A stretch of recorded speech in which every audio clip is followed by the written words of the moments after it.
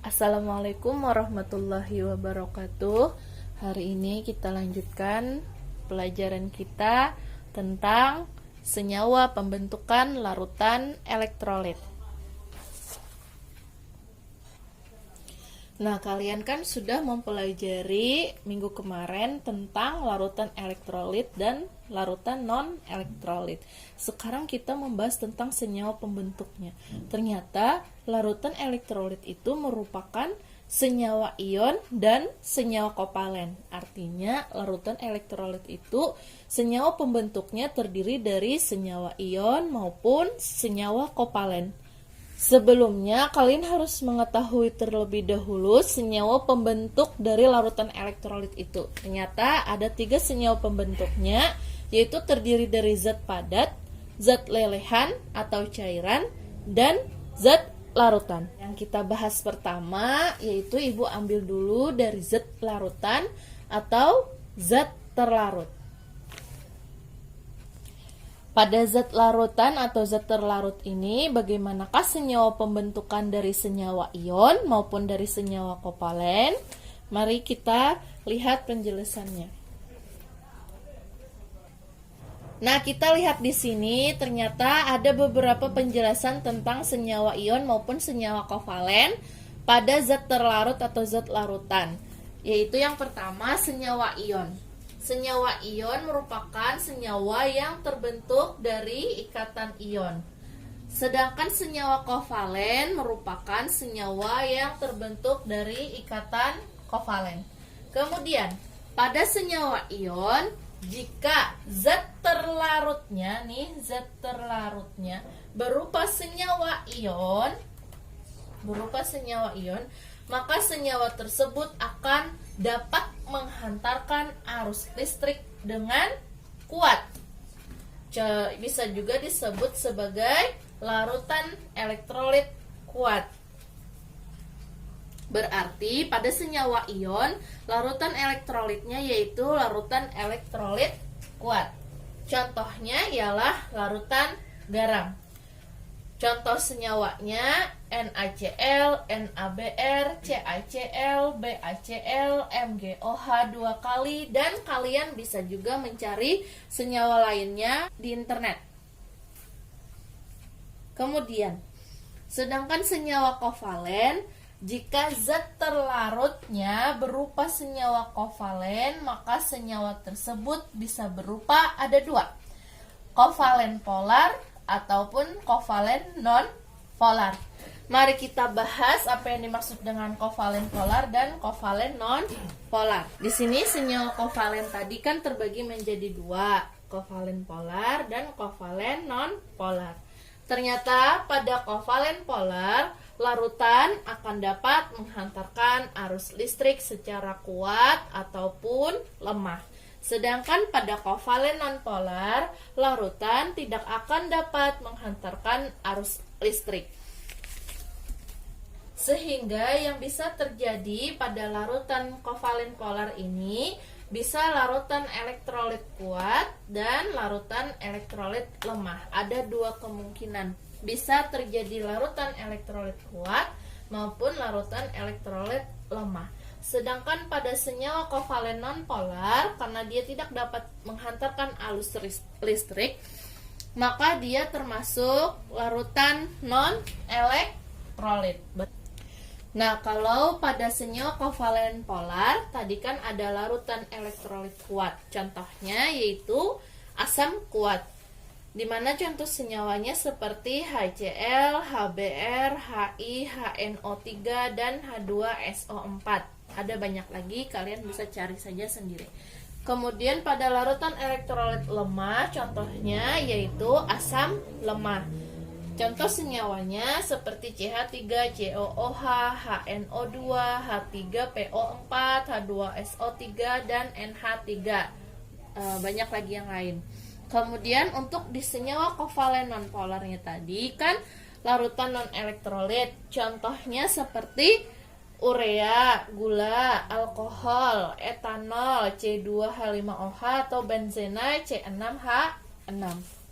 Nah, ini merupakan penjelasan dari senyawa pembentukan larutan elektrolit berupa zat terlarut atau zat larutannya. Kemudian bagaimanakah untuk penjelasan senyawa pembentukan pada zat padat maupun zat lelehan atau cairan? Mari kita bahas yang pertama, senyawa ion. Senyawa ion pada zat padatan dia akan bersifat isolator. Artinya dia tidak dapat menghantarkan arus listrik. Sedangkan pada lelehannya atau cairannya, senyawa ion akan bersifat konduktor. Kemudian pada larutannya, senyawa ion akan bersifat konduktor. Konduktor ialah suatu larutan yang dapat menghantarkan arus listrik. Kemudian pada senyawa kovalen nonpolar, pada zat padat, dia akan bersifat isolator. Pada lelehan, dia juga bersifat isolator. Berarti tidak dapat menghantarkan arus listrik. Sedangkan pada larutan, kovalen polar bersifat konduktor.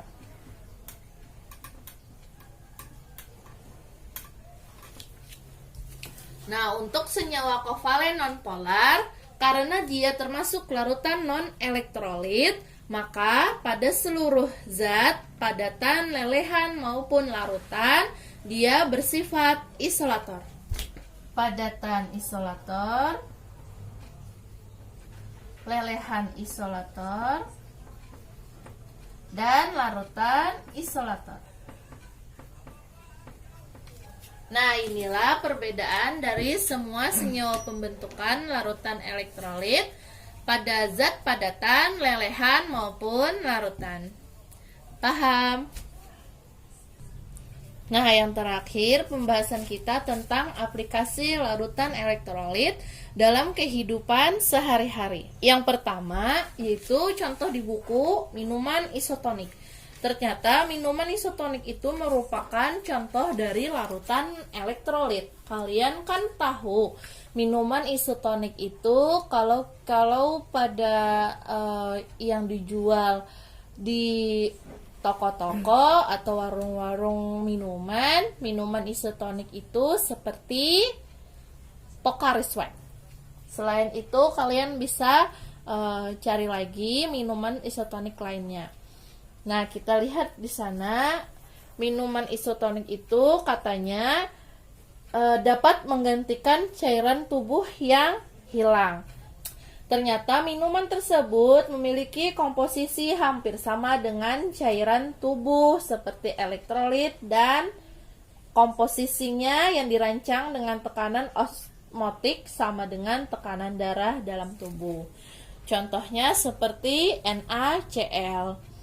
Kemudian kandungan yang terdapat di dalamnya bisa berupa karbohidrat, protein, mineral. Mineralnya seperti itu adalah kalium, Na natrium, Ca kalsium, Mg magnesium, Fe besi, Cu tembaga, P fosfor, dan S belerang. Kemudian juga ada vitaminnya. Di sana ada vitamin C dan vitamin B kompleks. Kemudian katanya minuman isotonik itu juga memiliki kandungan elektrolitnya.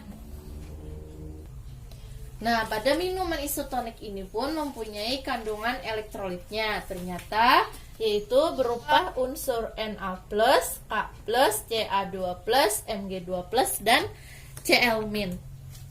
Serta di sana katanya juga mempunyai kandungan gula cukup rendah, yaitu hanya kisaran 6% sampai 7% per 100 ml-nya. Katanya kandungan elektrolit pada minuman ini pun hanya sekitar 2% saja.